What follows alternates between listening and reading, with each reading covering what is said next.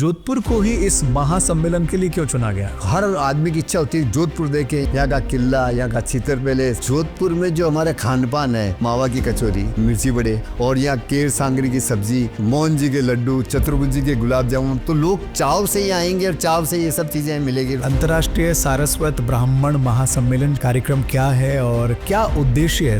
1998 हम लोगों ने एक ऐसा प्रयास बेंगलोर साउथ में विश्व सारस्वत सम्मेलन के नाम से किया था, लेकिन वो एक प्रयास वही तक सीमित रह गया था। अब इस बार हमने प्रयास किया कि ये सम्मेलन करें। इस कार्यक्रम में कुछ बड़े संत महात्मा भी आने वाले हैं। हमारे समाज के 4 मठ हैं, चित्रापुर मठ, काशी मठ, केवली मठ और गोकर्ण मठ। इन 4 मठ में से 3 मठ के स्वामी जी यहाँ आने वाले हैं, लेकिन ये तीनों एक साथ आने का मौका पहली बार हो रहा है। ये कार्यक्रम जो है सबके लिए होने वाला है, संपूर्ण समाज के लिए। अधिकांश हमारे बिजनेसमैन, हमारे बहुत समाज के बड़े बड़े सिंगर भी है, इंटरनेशनल प्लेयर भी है, कुछ बड़े फिल्मी एक्टर भी है, उनकी मोटिवेशन स्पीच हमको मिलने वाली है। हमने एक ऐसी ऐप डिजाइन की है, उस ऐप के माध्यम से कि प्रति वर्ष कम से कम 10 IAS, 10 IPS, 10 IRS उसकी कोचिंग की व्यवस्था हम लोग करने जा रहे हैं और कोचिंग की जो फंडिंग भी समाज करेगा। मैं पढ़ रहा था सर, गौरव ग्रंथ का जिक्र हुआ है। ये क्या है गौरव ग्रंथ जो इस महासम्मेलन से जुड़ा हुआ है? इसमें हमारे समाज की उत्पत्ति, हमारे समाज की हिस्ट्री, साथ हमारे कुल देवियाँ हैं। इतना बड़ा आयोजन ये पहली बार हो रहा है? पहली बार ही हो रहा है। समाज के और भी बड़े बड़े आयोजनों में आप गए होंगे, तो उन तमाम आयोजनों के सामने ये महासम्मेलन कितना अलग है और खास है? पर्टिकुलर सारस्वत समाज का ये पहला अंतर्राष्ट्रीय स्तर का सम्मेलन होने जा रहा है, इसलिए ये अलग हटके है। ऐसे कई सारे महासम्मेलन होते हैं, उस समय तक बड़ा क्रेज होता है, उसके बाद क्या? क्योंकि कई बार लोग बड़ी उम्मीदों के साथ इस तरह के कार्यक्रमों में जुड़ते हैं। जितने भी कार्यक्रम आज तक होता है, वो कार्यक्रम होने के बाद में वो बातें वही खत्म हो जाती है।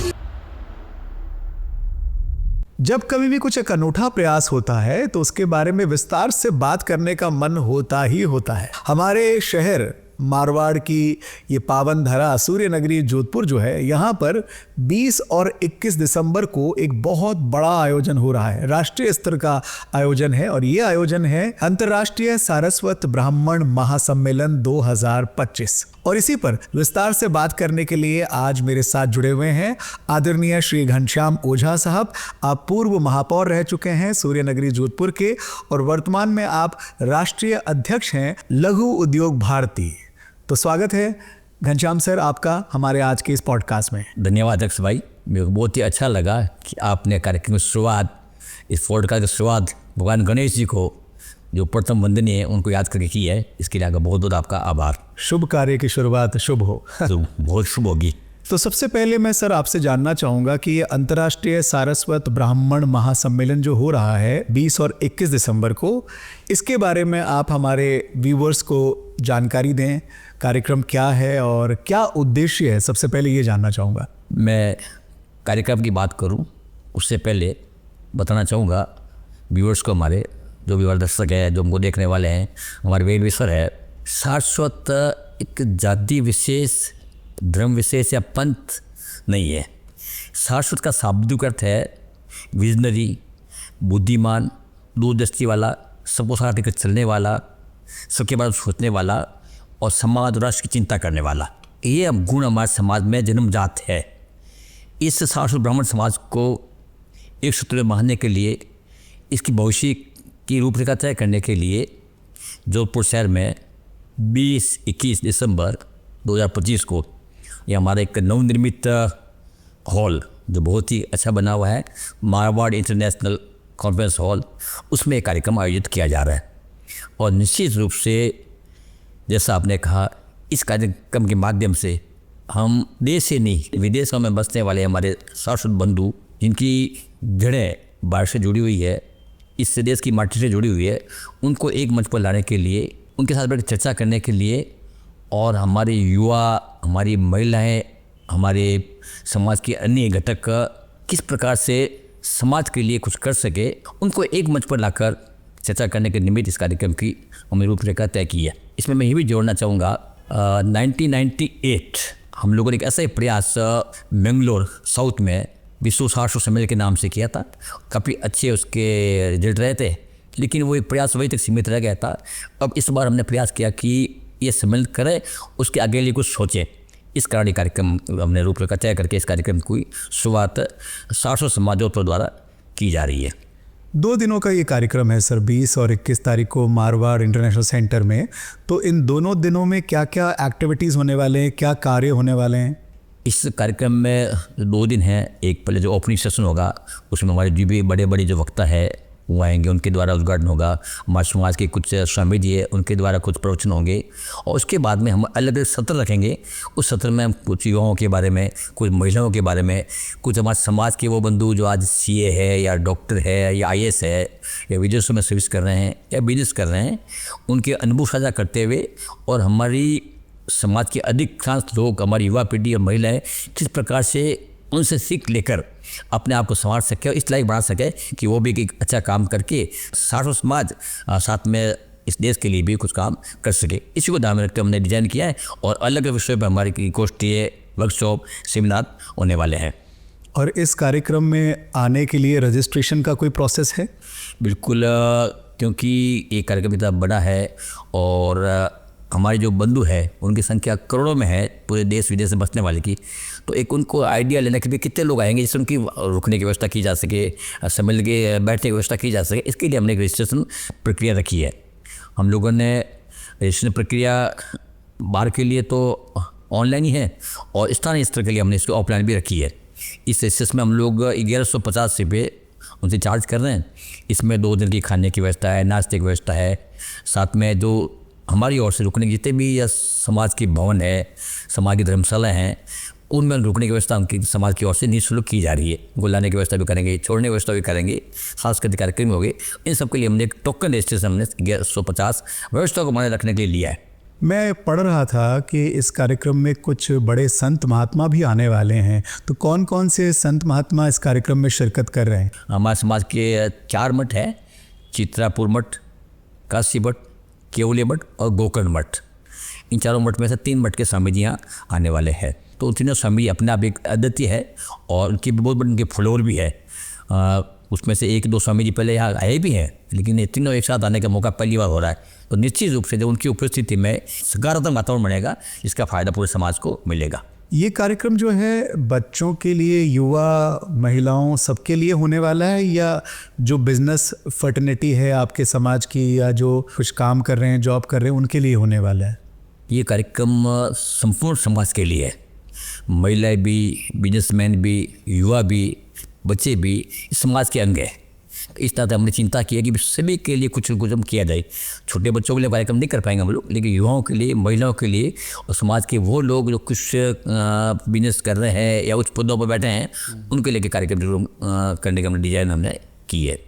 कोई बड़े बिजनेस के इंस्पिरेशनल, मोटिवेशनल स्पीकर भी आ रहे हैं?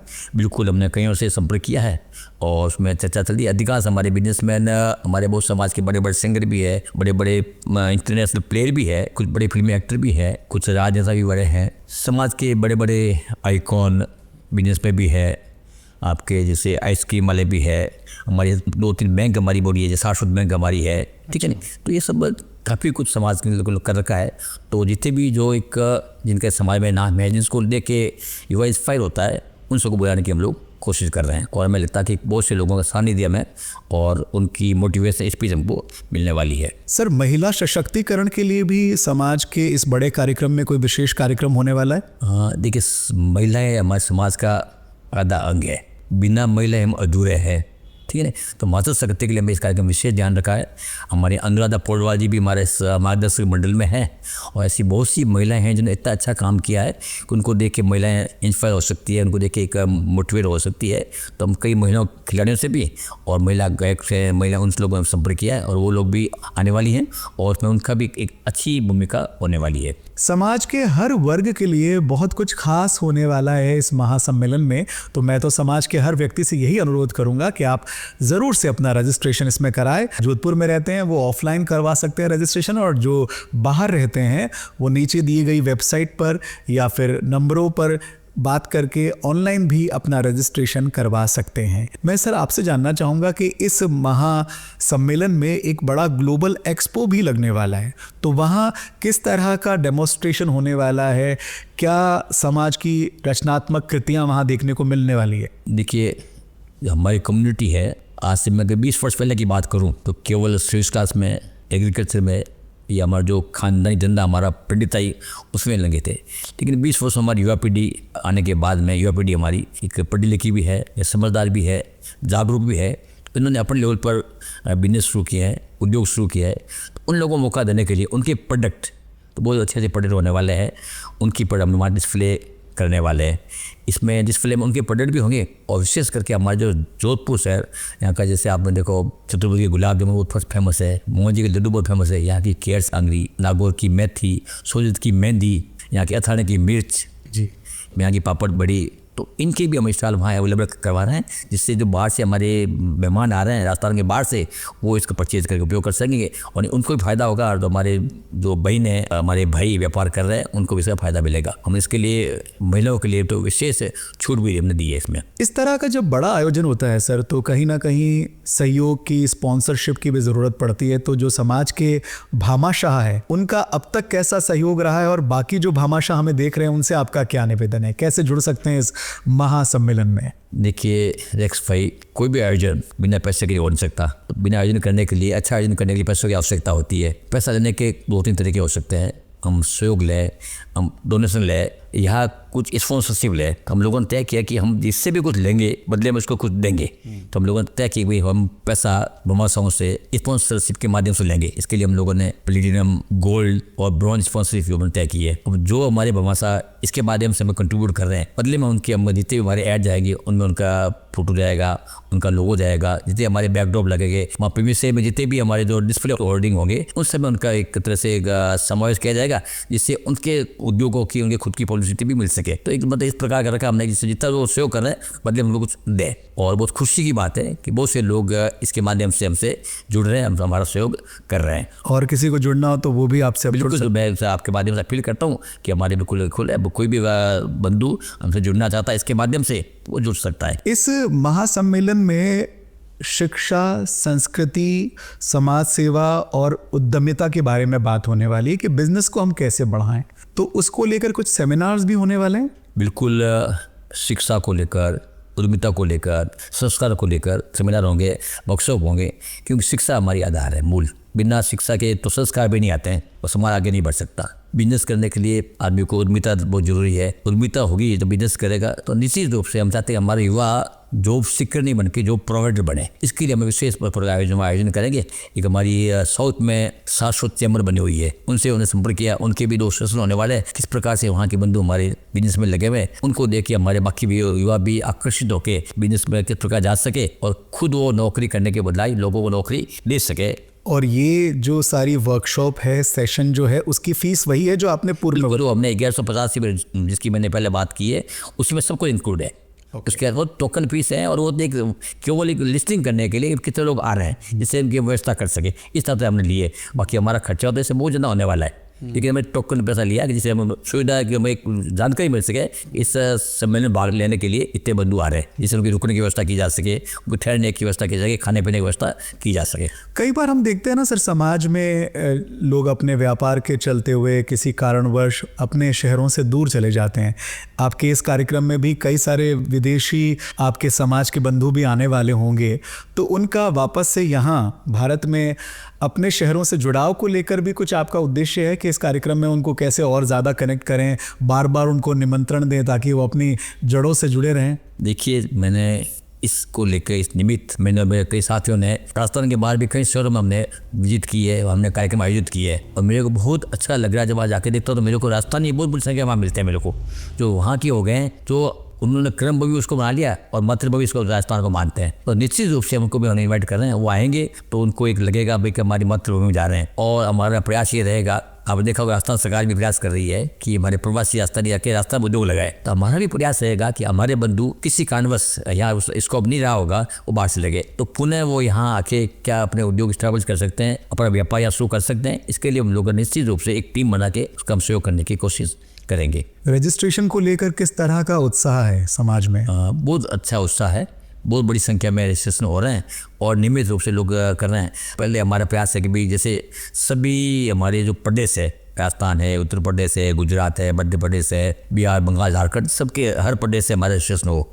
उसके बाद फिर हमारा फिर प्रयास हो राजस्थान के 43 डिस्ट्रिक्ट है, हर डिस्ट्रिक्ट से रजिस्टर हो। उसके बाद हमारे गुजरात में 45 डिस्ट्रिक्ट है, यूपी में 80 डिस्ट्रिक्ट है, तो नीचे हम लोग जा रहे हैं। तो नीचे सब जगह से हमें अच्छे रिस्पॉन्स मिल रहा है और बड़ी संख्या में लोग रजिस्टर करवा रहे हैं। तो अगर आप भी सारस्वत ब्राह्मण हैं तो अंतर्राष्ट्रीय सारस्वत ब्राह्मण महासम्मेलन 2025 में आप भी आमंत्रित हैं।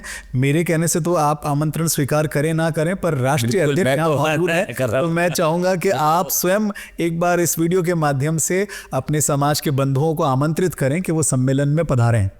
मैं तो रेक्स जी, हमारे जितने समाज के बंधु है, चाहे राजस्थान में है, राजस्थान के बाहर हैं, विदेशों में है, सबसे आग्रह कर रहा हूँ कि आप अपने इस सम्मेलन में आए। आपको उसको भी एक सबसे मिलने का मौका मिलेगा, हम क्या कर रहे हैं उसको देखने का मौका मिलेगा, और हम आगे क्या करने वाले हैं वो भी जानकारी आपको लेने का मौका मिलेगा। 20 और 21 दिसंबर ये 2 तारीख आपको समाज के नाम देनी है और अपना रजिस्ट्रेशन आपने अब तक नहीं करवाया है तो प्लीज़ आप रजिस्ट्रेशन कराएं। रजिस्ट्रेशन की डिटेल आपको वीडियो के नीचे भी दिख रही होंगी। साहब, मैं आपसे जानना चाहता हूं कि ऐसे कई सारे महासम्मेलन होते हैं, उस समय तक बड़ा क्रेज़ होता है, उसके बाद क्या? क्योंकि कई बार लोग बड़ी उम्मीदों के साथ इस तरह के कार्यक्रमों में जुड़ते हैं, फिर आगे की रूपरेखा जो है वो थोड़ा उनको कहीं ना कहीं जानने की इच्छा रहती है। तो मैं आपसे जानना चाहता हूं कि सम्मेलन के बाद क्या होगा। बिल्कुल आप सही कहा, जितने भी कार्यक्रम आज तक होता है वो कार्यक्रम होने के बाद में वो बातें वही खत्म हो जाती है जी। उसके बाद अब भूल जाते हैं, फिर अगले सम्मेलन की तैयारी करना शुरू करते हैं। 5, 7, 10 साल बाद में फिर एक और सम्मेलन हो जाता है। इस बार हम लोगों ने एक थोड़ी सी डिफरेंट व्यवस्था करने की कोशिश की है कि ये सम्मेलन के माध्यम में लोगों को इकट्ठा करने का, जानकारी देने का। इस सम्मेलन के बाद में एक बहुत बड़ा काम हम हाथ में लेने जा रहे हैं। हमने एक ऐसी ऐप डिजाइन की है, उस ऐप के माध्यम से हमने उसमें 6-7 आयाम तय किए हैं। हम चाहेंगे कि हमारे बच्चे स्किल डेवलपमेंट के कोर्स करके अपने आप को स्किल बना के अपना बिजनेस शुरू कर सके, उसके लिए हमने इस ऐप के माध्यम से हम लोग व्यवस्था करने जा रहे हैं। इसके अलावा जैसे आज के ज़माने में हर समाज कोशिश करता है भी कि हमारी जनसंख्या कितनी है, तो हम जनसंख्या भी पूरी भारतवर्ष से करने वाले हैं। फिर उसके बाद भी हम करते हैं हमारे समाज डॉक्टर कितने हैं, हमारे समाज के CA कितने हैं, हमारे समाज के एडवोकेट कितने हैं, हमारे समाज के जुडिशरी में कितने हैं, हमारे समाज के IAS IPS ग्रुप 1 के कितने अधिकारी है, इनकी व्यवस्था हम लोग उसके माध्यम से करने जा रहे हैं। इसके अलावा हमारी इच्छा की पूरा भारतवर्ष बहुत बड़ा है और संख्या जो हमारी करोड़ों में है,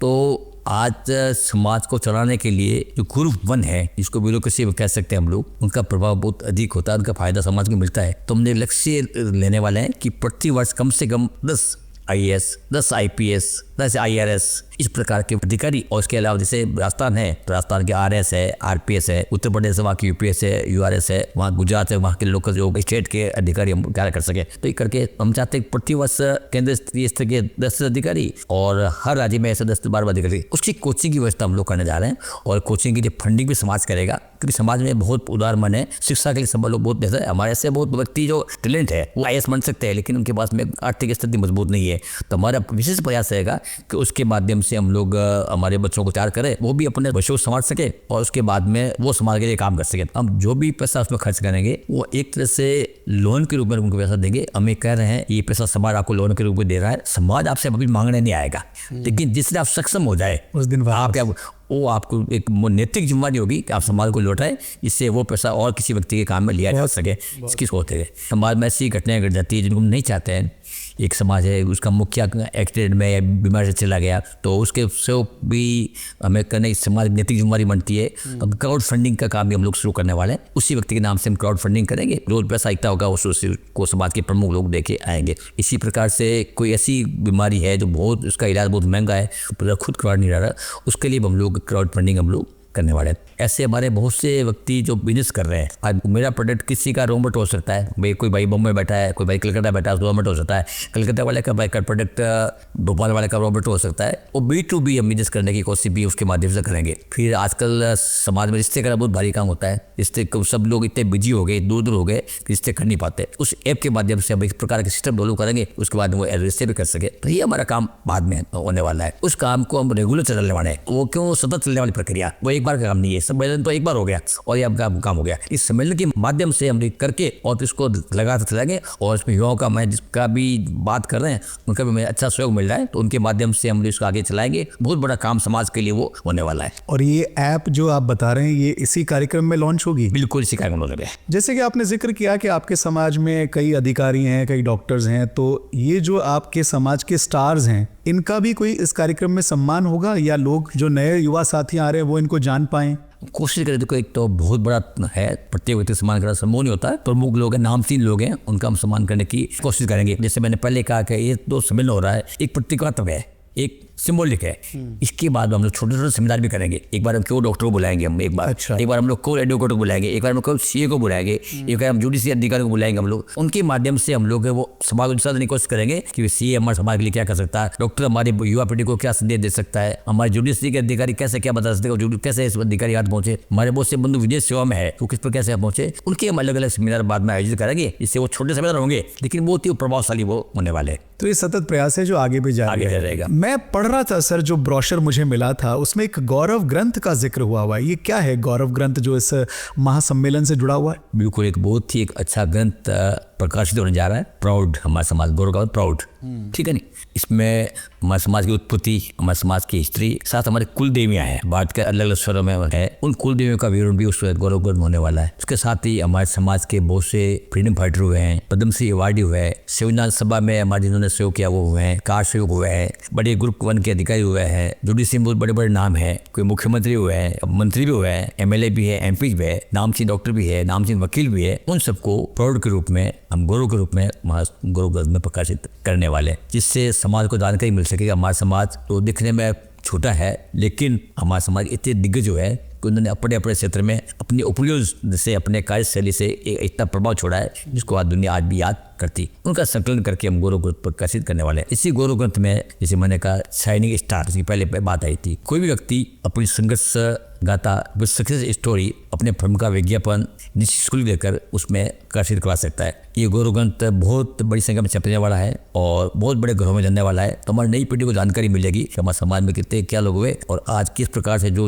हमको दिख रहा है, कितना संघर्ष करने के बाद में वो आज उसी मुकाम पहुंचा है और उसको देख के दूसरे हमारे युवा भी प्रेरणा ले सकते हैं। इन सबका समावेश हम गौरव ग्रंथ में करने जा रहे हैं। बहुत बहुत शुक्रिया सर आपके वैल्यूबल समय का। निश्चित रूप से इस महासम्मेलन से जुड़े हुए हर प्रश्न का जवाब आपने दिया है। फिर भी अगर आपका कोई प्रश्न हो तो आप इस सम्मेलन की ऑफिशियल वेबसाइट से या यहाँ दिए गए नंबर पर संपर्क करके इस महासम्मेलन के बारे में और जानकारी ले सकते हैं। तो याद रखिएगा, अंतर्राष्ट्रीय सारस्वत ब्राह्मण महासम्मेलन 2025 20 और 21 दिसंबर को होने जा रहा है सूर्य नगरी जोधपुर में मारवाड़ इंटरनेशनल सेंटर में। आइए समाज को एकजुट कर कर समाज की भलाई के लिए इन नए उद्देश्यों के साथ जुड़ें, समाज को एकजुट कर कर एक शक्ति के साथ हम सब आगे बढ़ें। इसके लिए आप सभी आमंत्रित हैं। जैसा कि साहब ने कहा कि इस कार्यक्रम से हम एक नई शुरुआत कर रहे हैं, तो इसलिए आप सबकी उपस्थिति सादर प्रार्थनीय है। बहुत बहुत शुक्रिया घनश्याम सर हमारे साथ जुड़ने के लिए और ये जानकारियां साझा करने के लिए। धन्यवाद। मैं भी आपके माध्यम से सभी बंधुओं से निवेदन करूंगा, रजिस्ट्रेशन की प्रक्रिया जारी है, अधिक से अधिक संख्या में तुरंत रजिस्ट्रेशन करवाएं जिससे आपको रुकने की माकूल व्यवस्था की जा सके, आपके लिए कार्यक्रम तय किया जा सके। जितना जल्दी आप रजिस्ट्रेशन करवाएंगे उतनी अच्छी व्यवस्था आप लोग कर पाएंगे। ये सम्मेलन केवल जोधपुर का नहीं है, ये संपूर्ण सारस्वत समाज का है। ये सम्मेलन सारस्वत समाज के लिए, सारस्वत समाज द्वारा सारस्वत समाज के लिए है। सब आगेता का निवेदन है, सब लोग पधारें और इस सम्मेलन को सफल बनाएं। आज हम बात कर रहे हैं अंतर्राष्ट्रीय सारस्वत ब्राह्मण महासम्मेलन 2025 के बारे में, जो कि 20 और 21 दिसंबर को राजस्थान की सांस्कृतिक राजधानी से प्रसिद्ध जोधपुर में होने जा रहा है। ये कार्यक्रम मारवाड़ इंटरनेशनल सेंटर में होने वाला है और इस कार्यक्रम की वित्त समिति के जो अध्यक्ष हैं, हमारे शहर के या फिर यूं कहें राजस्थान के जाने माने पहचाने वकील साहब हस्तीमल सारस्वत साहब जो हैं, वो इसके वित्त समिति के अध्यक्ष हैं। स्वागत है सारस्वत साहब आपका। Thank you. इस वार्ता में इतना बड़ा आयोजन है, निश्चित रूप से वित्त की काफ़ी व्यवस्थाओं का ध्यान रखना होता है। तो अब तक किस तरह का रुझान समाज के भामाशाओं का, आपके समिति के लोगों का रहा है इस कार्यक्रम के वित्त कलेक्शंस को लेकर? देखिए, आपने सही कहा है, किसी भी आयोजन की सफलता के लिए सलाह और सहयोग दोनों की आवश्यकता होती है। तो सलाह तो मिल जाती है, उस पर समिति अमल करती है और उसी हिसाब से कार्य करती है। लेकिन किसी भी आयोजन की सफलता के लिए वित्त की आवश्यकता होता है। बिना वित्त तो कोई कार्यक्रम हो नहीं सकता है जी। इसलिए वित्त व्यवस्था के लिए हमने ऐसी कुछ कैटेगरी बनाई है। हम जनरल कलेक्शन किसी से नहीं कर रहे हैं। उस कैटेगरी में सबसे पहला तो हमने डायमंड की कैटेगरी रखी है। जो डायमंड के तहत 21 लाख रुपए देगा वो डायमंड कैटेगरी में आएगा। उसके बाद हमने रखी है प्लेटिनम, वो 15 लाख रुपए की कैटेगरी रखी है, उसमें 15 लाख रुपए देने वाला प्लेटिनम आएगा। उसके बाद हमने गोल्ड, गोल्ड में 11 लाख रुपए देने वाला गोल्ड की कैटेगरी में आएगा। उसके बाद हमने सिल्वर की रखी, उसमें 5 लाख रुपए की राशि रखी गई। उसके अलावा हमने एक ऐसी स्कीम रखी है जिससे ज़्यादा से ज़्यादा रुपया इकट्ठा होगा और वो भी लोग भावना से जुड़ेंगे, उत्साह से जुड़ेंगे। उस समय में हमने एक शाइनिंग स्टार कैटेगरी रखी है। 1,11,000 रुपये देने वाला व्यक्ति शाइनिंग स्टार से जुड़ेगा। उसमें हमने रखा है कि हम गौरव ग्रंथ का प्रकाशन कर रहे हैं जो करीब 350-400 पेज का होगा। उसमें 1,11,000 रुपये देने वाले का एक पेज हम प्रकाशित करेंगे, जिसमें आपने देखा होगा कि कई लोग बहुत गरीबी से ऊपर उठते हैं, गाँवों से आते हैं, अभाव से में जीते हुए ऊपर चढ़ते हैं, तो वो अपनी जीवनी उसमें दे सकेंगे एक पेज में कि वो किस गाँव के थे, कैसे आए, उन्होंने कैसे उन्नति की, कैसे वो आगे बढ़े। तो उससे क्या होगा कि आने वाले समाज की जो हमारी पीढ़ी है वो भी प्रेरणा लेगी कि देखो एक आदमी जो बिल्कुल सड़क पर था, जो गांव में था, जो निर्धन था, वो आज आसमान छू रहा है, आज किस मुकाम पे पहुंचा है। तो उनको हमारी भावी पीढ़ी को उसके लिए मदद मिलेगी। तो 1,11,000 के काफ़ी लोग हमारे से जुड़े हैं और वो उस हिसाब से जुड़े हैं कि सहयोग का सहयोग हो जाएगा और उनकी भी जीवनी छपेगी और वो जो गौरव ग्रंथ में उनकी गौरव गाथा छापी जाएगी, उससे पीढ़ियाँ उस बुक को पढ़ेगी और वो समाज के हर घर तक भी पहुंचेगी। हर घर तक पहुंचेगी। वो हजारों प्रतियां हम छपवाएंगे और वो बुक ऐसी होगी जो पीढ़ियों तक रहेगी। ये नहीं किसने पढ़ के फेंक दी।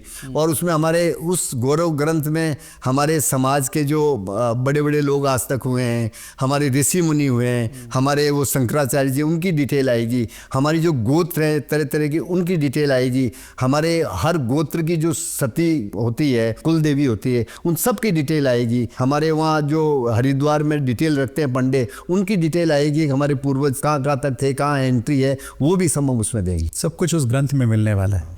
मैं आपसे जानना चाहूँगा कि इतना बड़ा आयोजन ये पहली बार हो रहा है? इतना बड़ा आयोजन पहली बार ही हो रहा है। इसके पहले हमारे सारस्वत समाज जोधपुर की ओर से 2 कार्यक्रम हुए थे, वो राज्य स्तर के थे। वो भी हमने बहुत ही शानदार तरीके से आयोजित किए गए थे। जो हमारा जहाँ भी समाज की बात होती है तो जोधपुर को याद करते हैं। जोधपुर में 2 आयोजन बहुत अच्छे हुए, लेकिन इस बार हम इससे भी भव्य और आलीशान इस कार्यक्रम को रखना चाहते हैं, क्योंकि इंटरनेशनल लेवल का है। देश विदेश से हमारे समाज के जो युवा है, हमारे समाज के लोग जो वहाँ बस गए हैं, जो NRI है या जो स्थायी रूप से वहाँ के सिटीजन बन गए, सारे इसमें भाग लें। कैसे अप्रोच कर रहे हैं आप देश दुनिया में जो आपके समाज के लोग वहाँ हैं, उन तक कैसे रीच आउट कर रहे हैं कि इस कार्यक्रम से वो जुड़ें?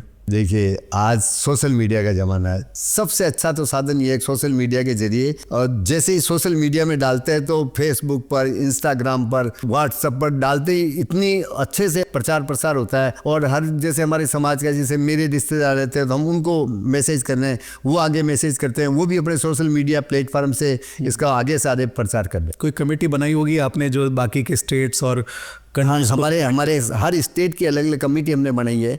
हमारे यहाँ भी हर कार्यक्रम के लिए, जैसे सोशल मीडिया के लिए व्यवस्था होगी, ट्रांसपोर्टेशन की, खाने की व्यवस्था, लाइटिंग की, सारा साज सज्जा की, सबकी अलग अलग समिति हमने बनाई है और सबको अलग अलग जिम्मेदारी हमने सौंपी है ताकि कार्य व्यवस्थित रूप से हो सके। तो आप भी एक बार लगे हाथ कैमरे में हमारे जो व्यूअर देख रहे हैं, जो आपके समाज के हैं, उन्हें आप आमंत्रित कर दीजिए इस महासम्मेलन के लिए। मैं मेरे सारस्वत समाज के सभी भाइयों, बहनों और विशेष रूप से युवाओं से मैं आग्रह करता हूं कि आप इस अंतर्राष्ट्रीय जो सारस्वत ब्राह्मण महासम्मेलन का आयोजन किया जा रहा है उसमें शरीक हों। हम एक दूसरे से मिलेंगे, हमारे आपस में विचार का आदान प्रदान होगा, हमारे रिश्ते जुड़ेंगे और हमारी जो भावी पीढ़ी है उनको भी इसका लाभ होगा। आप अगर जोधपुर में आएंगे तो जोधपुर की जो हमारी अपनाइत है, यहाँ का कल्चर है, ये देखने को मिला कि हमारी जो मनवार है, हमारी जो मीठी बोली है, और हम आपका स्वागत करेंगे, हम पलक पावड़े बिछा लेंगे और हमें खुशी होगी कि आप ज़्यादा से ज़्यादा इस कार्यक्रम में पधारें।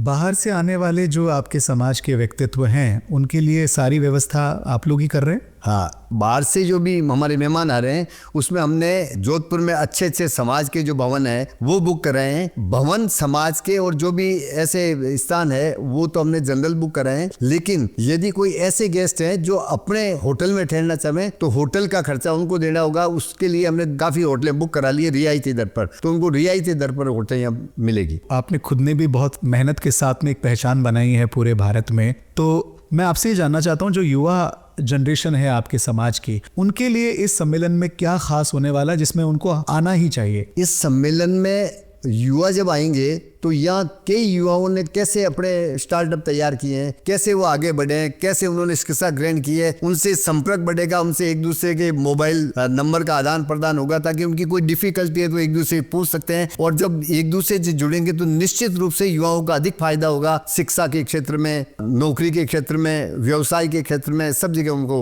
ज़्यादा से ज़्यादा फायदा मिलेगा। आप तो पूरी दुनिया घूमते हैं, देश घूमते हैं, समाज के और भी बड़े बड़े आयोजनों में आप गए होंगे, तो उन तमाम आयोजनों के सामने ये महासम्मेलन कितना अलग है और ख़ास है? ये महासम्मेलन अलग इसलिए है कि अंतर्राष्ट्रीय स्तर पर आज तक न तो हिंदुस्तान में कभी कोई सारस्वत समाज ने सम्मेलन किया है और न ही ब्राह्मण समाज के तो इंटरनेशनल के कार्यक्रम होते हैं, लेकिन पर्टिकुलर सारस्वत समाज का ये पहला अंतर्राष्ट्रीय स्तर का सम्मेलन होने जा रहा है, इसलिए ये अलग हटके है। कितने सदस्य हैं आपके समाज के, अगर मैं भारत की बात करूँ तो? भारत में इसका कोई आंकड़ा कोई सही आया नहीं, अब आ जाएगा। ये एक बहुत बड़ा फायदा मिलेगा कि इस सम्मेलन के बाद हमारी जो सारस्वत समाज की सही जनसंख्या का पता चल जाएगा कि कितने हैं, लेकिन काफ़ी है। लेकिन दुर्भाग्य की बात है कि हमारे समाज में लोग सरनेम जो लगाते हैं अलग अलग है, जिसे पता ही नहीं चलता। जैसे कालिया है, ओझा है, तो ओझा श्रीमाली ब्राह्मण समाज में भी होते हैं, पुष्करना समाज में भी होते हैं, तो सारस्वत सरनेम कम लगाते हैं। जैसे जेठली साहब थे, वो सारस्वत ब्राह्मण है, अनुराधा पोडवाल है, सारस्वत है,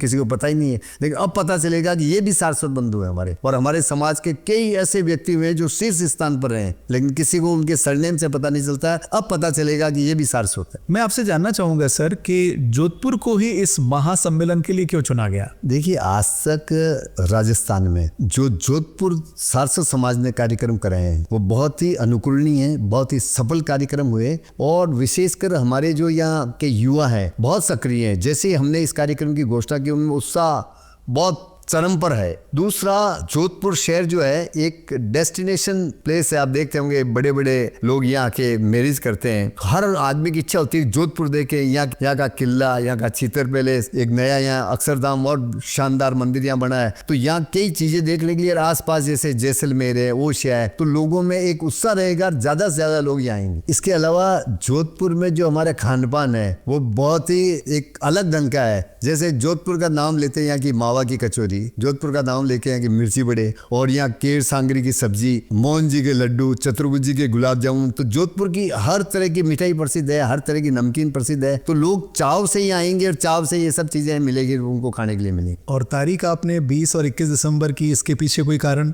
देखिए, जोधपुर की धरती जो हमारी राजस्थान की धरती है वहाँ गर्मी ज़बरदस्त पड़ती है, हर एक सहन नहीं कर पाता है, इसलिए सर्दी का मौसम इसलिए रखा है। और 20-21 तारीख को कोई शादी नहीं होते क्यों? मलमास है। हम तो ब्राह्मण है, पहले ये देखते हैं, क्योंकि सावन में ब्राह्मणों की भी, पंडित जो हमारे हैं उनकी भी कमाई होती है, और हर व्यक्ति को किसी न किसी शादी समारोह में जाना पड़ता है। उस समय कोई शादी समारोह नहीं होगी, दिसंबर की छुट्टियाँ भी होगी, बच्चों के एग्जाम वगैरह नहीं होंगे, ये सारे कुछ देख के ये तारीख तय की है। तो बहुत बहुत शुक्रिया हस्तीमल जी सारस्वत साहब, आपने जो जानकारी दी। निश्चित रूप से समाज को एकजुट करने का ये बड़ा महासम्मेलन है, तो मैं तमाम जो सारस्वत समाज के बंधु इस वीडियो को देख रहे हैं, मैं आप सबको यही कहूंगा कि आप भी अपना जल्द से जल्द रजिस्ट्रेशन कराएं अंतर्राष्ट्रीय सारस्वत ब्राह्मण महासम्मेलन 2025 में, जो कि 20-21 दिसंबर को जोधपुर में होने जा रहा है, मारवाड़ इंटरनेशनल सेंटर में। बहुत बहुत शुक्रिया सर, थैंक यू।